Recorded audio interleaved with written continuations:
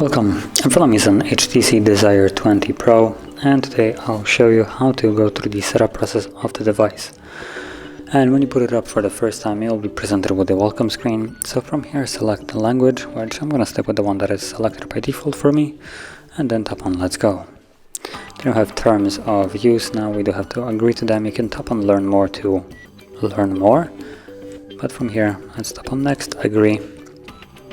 And then we have the option to connect to Wi-Fi. Now this step is completely optional. If you want to, you can just skip it, and the only thing you will miss out is connecting to your Google account throughout the process of setup and having the ability to restore the device from an old backup that is on Google Cloud. Now you can still do that after the setup is complete through settings. It just won't be presented neatly in here. So I'm gonna go to skipping this. Then we have date and time, so you can choose your date and time, time zone. Time zone is correct for me. Now I'm not going to really bother changing the date and time, but simply tap on it and choose whatever you want.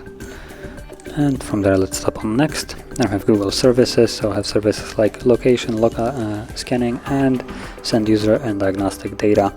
You can tap on the drop down right here to read more about it, what it exactly does, and if you don't like it, you can disable it. Like so, and from here scroll all the way down and accept.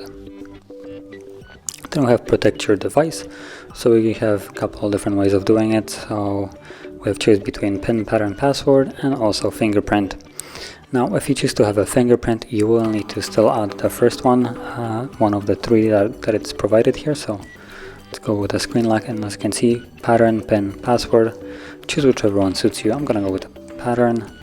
Simply draw the pattern, tap next, redraw it, confirm. Now this screen will pop up as well if you are trying to add a fingerprint. And as you can see, once you set up a pattern, it automatically finishes the setup.